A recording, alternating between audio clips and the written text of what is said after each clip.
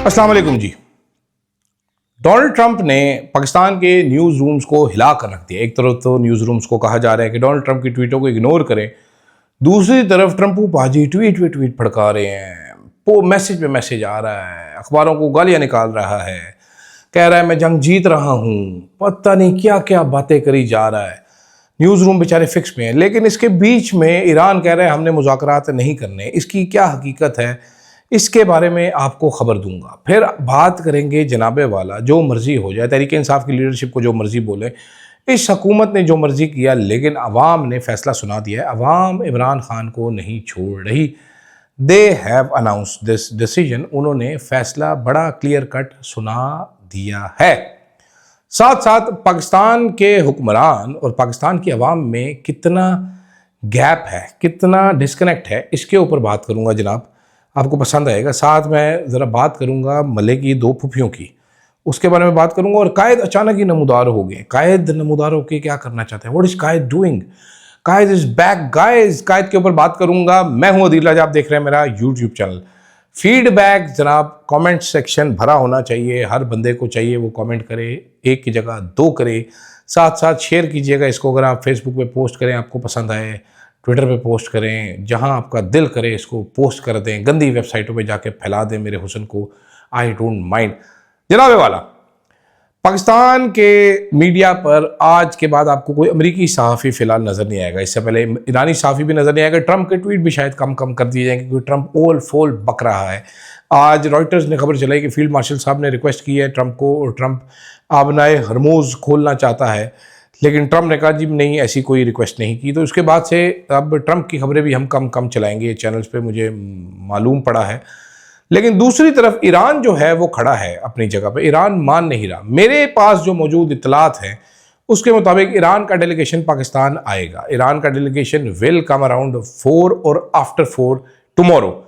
और जेडी भाई, अपना भाई, तेरा भाई, मेरा भाई, सबका भाई, जेडी भाई जो है वो पहुंचेंगे परसों सुबह मुज़ाकरात के लिए। दिन इंपॉर्टेंट होगा जुमेरात का मेरी इत्तलात के मुताबिक। इत्तलात गलत भी हो सकती है, आखिरी टाइमों पे बहुत सारी चीज़ें चेंज हो रही हैं। लेकिन देखें ज़रा, इन्हें जहाज़ 6 जहाज़ नूर खान एयर बेस से लैंड कर चुके ने। 6 जहाज़ों में मशीनरियाँ आ गई हैं, बंदे पहुँच गए हैं, हर शैवा पहुँच गई हैं।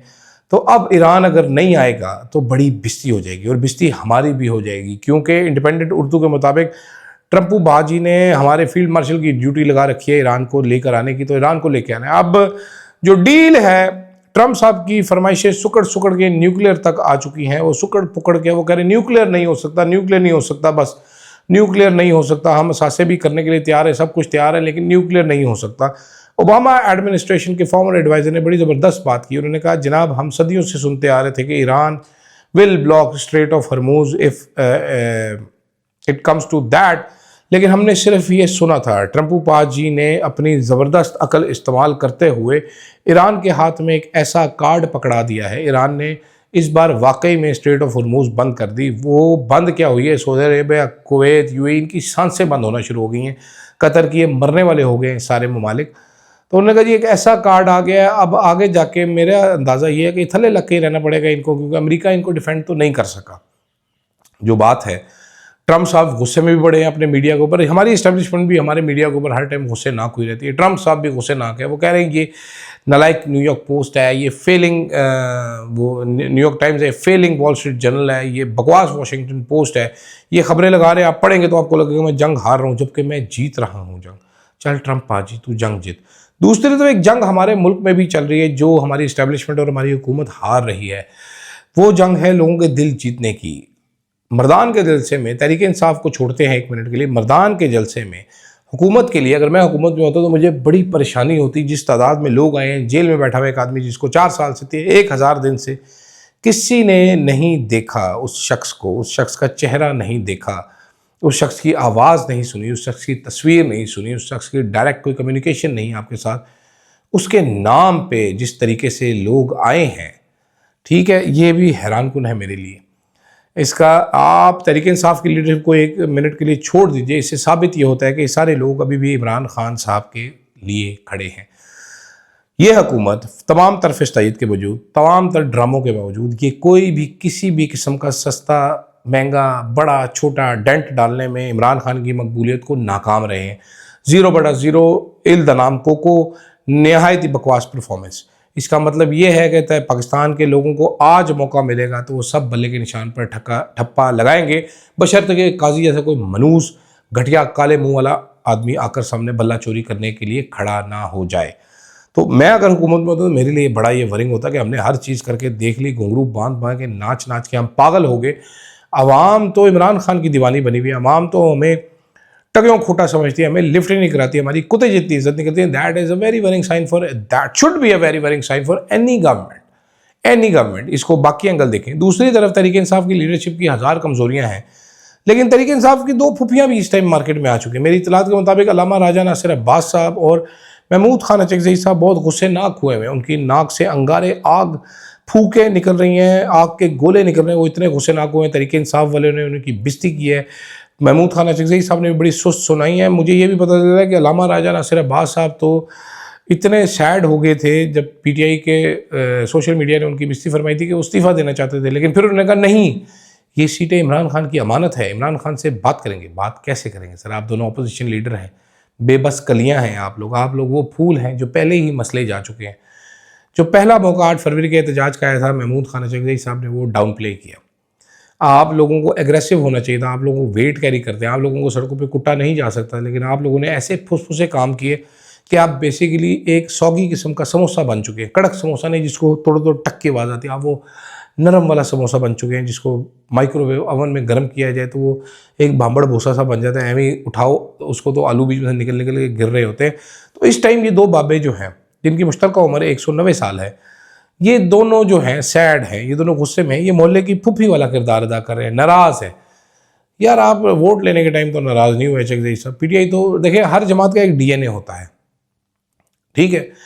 तहरीक इंसाफ का एक अलग डीएनए है, तहरीक इंसाफ का डीएनए ही ऐसा है। ये जमात में ये शोर चलता है, लड़ाइयाँ चलती हैं।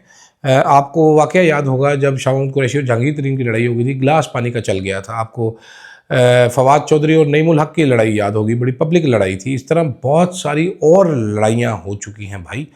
ये मैं 2 की मिसाल आपको दी, सैकड़ों ऐसी बिहाइंड द सीन्स लड़ाइयाँ हैं, टांगें खींची जाती हैं, लेकिन यही सियासत होती है। इस जमात का डीएनए वो समझें, ये जमात आपके रंग में नहीं रंगी जा सकती। इमरान खान की जमात है, इमरान खान ने इस जमात में लोगों को बोलना सिखाया है। यहाँ पर जरदारी साहब का नहीं चलता कि सब चुप तो सब चुप। यहाँ पर मेरा कायद भी नहीं है। कायद से याद आया, मेरा कायद ताहयात कायद, मेरा लाल पतलून पहनने वाला शहजादा लाहौर से निकला और इस्लामाबाद पहुँच गया। जी हाँ जनाब, नवाज शरीफ साहब इस्लामाबाद पहुँच गया। आज अचानक से ही टीवी चैनल्स में खुशी की लहर दौड़ उठी, उनके बाछें खिल गई, उनके थूके निकल आए। उन्होंने ऐसे बढ़ा चढ़ा के खबर पहुंचाई, नून लीग के कायद नवाज शरीफ साहब इस्लामाबाद पहुंच गए। वज़ीर आज़म साहब तो देख के उनको खड़े रहे, शहबाज शरीफ साहब, लेकिन इसहाक डार साहब की तो जफ्फी निकल गई। उनको देख के दौड़ के उन्होंने गले भी लगा लिया नवाज शरीफ साहब को, मेरा पिया घर आया हो राम जी। मैं काफ़ी देर सोचता रहा कि कायद इस्लामाबाद क्या करने हैं मरी के पुरफजा मुकाम से, जहाँ पर ये अवाम से इतने डिस्कनेक्टेड थे कि अवाम को बिजली नहीं मिल रही, अवाम को गैस नहीं मिल रही, अवाम का पेट्रोल महंगा है, अवाम के रास्ते बंद हैं, अवाम के बच्चों को पुराने टीके लगा के एड्स हो रही है, पंजाब में हेपेटाइटिस फैला हुआ है। लेकिन कायद और कायद की साहबजादी वो मरी में बैठकर ग्लास ट्रेन और ग्लास ब्रिज बनाना चाहते हैं, because it is the most pressing issue of Pakistan कि किसी तरीके से एक ग्लास का ब्रिज हो जहाँ पर लोग स्लिप में मार के इधर आएँ, इधर से उधर जाएं। ये वो मंसूबा है जो हमारे पाकिस्तान के सबसे बड़े सूबे की वज़ीर आला ने एक शहर के अंदर एक पुल बनाने के लिए मंसूबा तरतीब दिया है, जिसके लिए सदारत की गई। और मैं पहले बता चुका हूँ कि इस इजलास में एक भी मुंतखब नुमाइंदा उस इलाके का नहीं था। चापलूस आज़म मरीम औरंगज़ेब थी, मैडम सीएम खुद थी, बकलम खुद मौजूद थी और ताहयात कायद मौजूद थे। कायद का रोब और दबदबा ही ऐसा था, कायद ऐसे फिर रहा था वहाँ पर जैसे सारे मंसूबे आज ही मुकम्मल कर देगा। ग्राउंड पे हालत यह है कि मैडम मरीम नवाज़ साहिबा मरी मॉल रोड में जायज़ा लेने गई तो गाड़ी से बाहर नहीं निकली, क्योंकि ताजरों ने फ़िक्रे कसने थे, नारे मारने थे, उनकी पहले से प्लानिंग थी। मरीम नवाज़ शरीफ साहिबा को ये बताया गया तो गाड़ी मोड़ कर वो चंपक चू हो गई वहाँ से। ये है कनेक्ट, ये है कनेक्ट। ये नवाज़ शरीफ साहब मेरे कायद, मेरे अजीम लीडर, ये वो आदमी हैं जो एक कैंसर सर्वाइवर, बेगुनाह जेल में बंद 80 साल की बुढ़िया यास्मीन राशिद की सीट चोरी करके बैठे हैं। मेरे कायद के पास एक अजीम मुकाम और भी है कि इनके आरओ ने शर्मिंदगी के मारे रिजल्ट चेंज करने से इनकार कर दिया कि मैं नहीं करता। उसको चपेड़े मार के आधी रात को नया आरओ वहाँ पर लगाया गया, उस नए आरओ से धांधली करवाई गई और मेरे कायद के 09 वोटों को 109 कर दिया गया। इस तरह के काम किए गए और मेरे कायद को जितवाया गया, क्योंकि मेरा कायद हार नहीं सकता। मेरे कायद ने अपनी तमाम उम्र की सियासत के ऊपर थूक फेंका, बल्कि मैं कहता हूँ पेशाब कर दिया। ओन चौधरी को जाके इसी शर्मिंदा सी शक्ल से वोट डाला, उसके बावजूद अपनी सीट हार गए।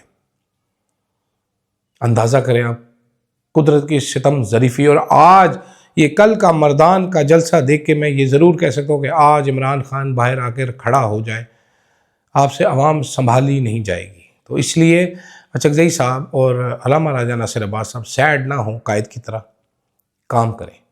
मुझे भाई दीजिएगा इजाज़त। फीडबैक आपने अपना ज़रूर देना। अल्लाह।